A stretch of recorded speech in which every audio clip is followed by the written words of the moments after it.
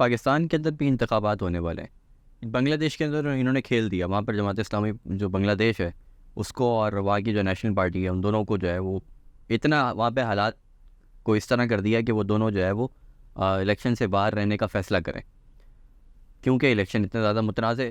پاکستان کے اندر بھی ابھی انتخابات ہونے جا رہے ہیں, 8 فروری کی ڈیٹ جو ہے وہ آئی ہے.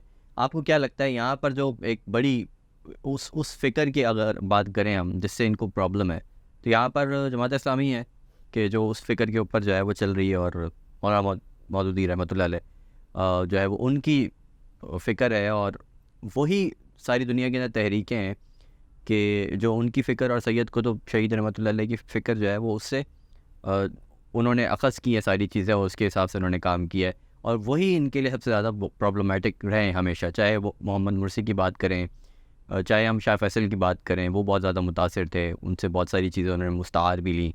اس کے علاوہ دیگر بھی بہت ساری کنٹریز کے اندر, ایون کہ ابھی جو ٹرکی کے اندر گورنمنٹ ہے وہ بھی ان سے بہت ساری چیزیں جو ہے وہ انہوں نے اڈاپٹ کی ہیں.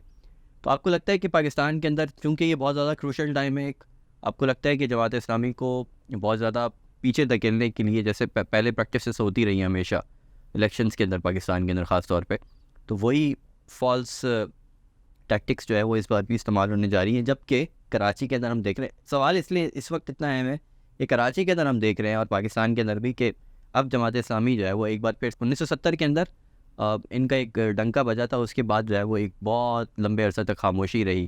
اس تالاب کے اندر کوئی لہر جو ہے وہ ہمیں اگتی ہوئی نظر نہیں آئی یا اگنے نہیں دی گئی. لیکن اب ہم دیکھتے ہیں کہ وہ ایک شہر کے لیول کے اوپر بھی اور ملک کے لیول پہ بھی جو ہے وہ ایک نیشنل بڑی پارٹی کے طور پہ سامنے آ بھی رہی ہے, اور سلیکشن کے اندر بہت ساری پارٹیز کو ان سے ٹریک ہے. تو آپ کو کیا لگتا ہے, مطلب ہاکائی ویو سے اگر اس کو دیکھیں تو؟ نہیں, بالکل ایسا ہی لگتا ہے کہ جس طرح کہ دوسری کنٹریز میں ہو رہا ہے کہ یہ کبھی بھی نہیں چاہیں گے کہ کسی بھی ایسے پارٹی کو پاور ملے جماعت اسلامی کی جیسی, کہ جو بیسکلی آ کے عوام کے انٹرسٹ میں کام کرے. ٹھیک ہے, ان کو دیکھیں, ہمیں یہ بیسکلی یہ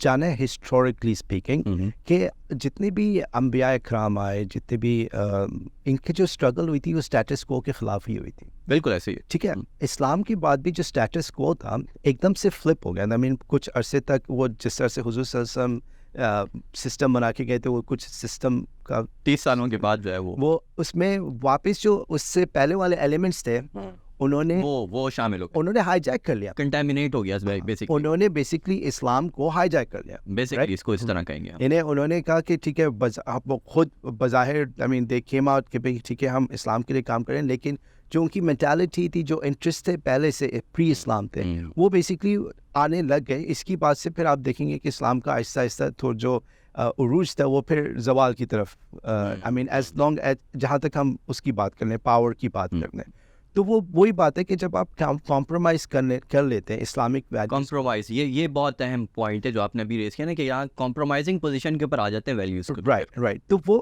اور ہمیں یہ بالکل انڈرسٹینڈ کرنا ہے کہ دیکھیں ایک تو کافر ایک ایلیمنٹ ہے جو بیسکلی جو ہر بات کو جو ہے وہ چھپاتا ہے. کافر ہے بیسکلی سم تھنگ جو آپ کو مشرک ہے, کافر ہے, مشرک ہے, کافر ہے. لیکن پھر جو منافق والا ایلیمنٹ آتا ہے وہ بہت زیادہ پرابلمٹک ہے, بہت بڑا پرابلمٹک ہے, بیکاز بظاہر تو ایسا لگتا ہے کہ ہی از پارٹ آف یو, لیکن اس کی جو سزا ہے اسلامک پرسپیکٹو کی, اٹس ورس دین دا کافر.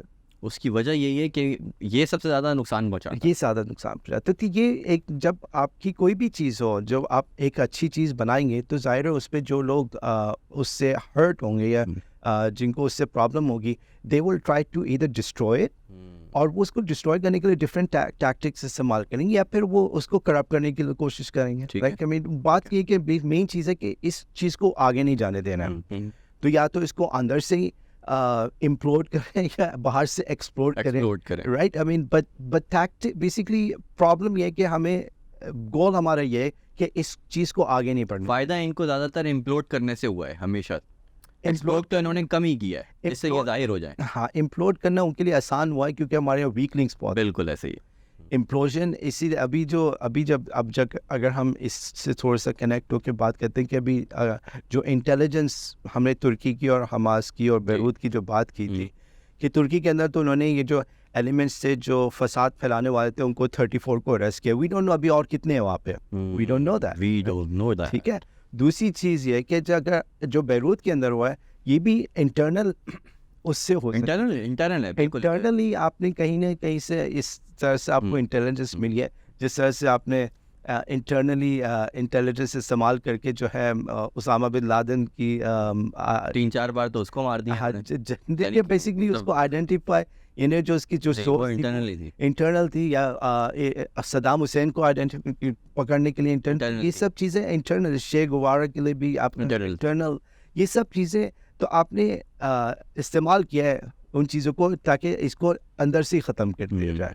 Like with in the need means کہ آپ سسٹم میں تھے ہمیشہ سے, آپ سسٹم میں انوالو ہو گئے ہیں, آپ نے سسٹم میں انوالو ہو کے کام کیا. اب آپ یہ دیکھ لیں کہ جو انگریزوں کی ہسٹری ہے وہ اس ایریا میں ہی دیکھ لیں کہ بہت پرانی ہسٹری ہے نا, بہت عرصے سے ہم پر حکومت کر رہے ہیں, تو وہ کیسے ایک دم سے یہ چھوڑ کے چلے جاتے ہیں. آپ نے اس سے آزادی مانگی, انہوں نے دے دی. اور اصل سوال وہیں سے شروع ہوتا ہے جہاں پر اس وقت بھی غالباً مولانا مودودی رحمۃ اللہ علیہ اور ان کے ساتھ کچھ اور لوگ تھے جنہوں نے اس پہ سوال اٹھایا تھا کہ آپ کو اتنا آسان لگ رہا ہے, تو مطلب آپ کو حیرانی نہیں ہو رہی اتنا آسان؟ بالکل اتنا آسان ہے, رائٹ. اور پھر اس کے اوپر بھی انہوں نے آواز اٹھائی تھی کہ بھائی یہ جو کام ہونے جا رہا ہے, ٹھیک ہے مسلمانوں کا ایک الگ وطن ہونا ضروری ہے, اس میں تو کوئی دو رائے نہیں, لیکن اس وطن کے اندر سسٹم کون سا ہوگا, اصل پوائنٹ یہ ہے. اگر وہ یہ چاہ رہے ہیں کہ انہی کا سسٹم رہے تو یہ مسئلہ ہے نا, بالکل مسئلہ, اور وہی ہوا بعد میں. رائٹ. مطلب پاکستان بنتے ہی فوراً قائد اعظم رحمۃ اللہ علیہ کو بھی جو ہے وہ آئیڈیا ہو گیا تھا کہ یہ جو ہے نا یہ کام خراب ہے اب جن لوگوں کے ہاتھ میں جانے والا ہے. پھر تو بہت ساری, اب آج بھی ہمیں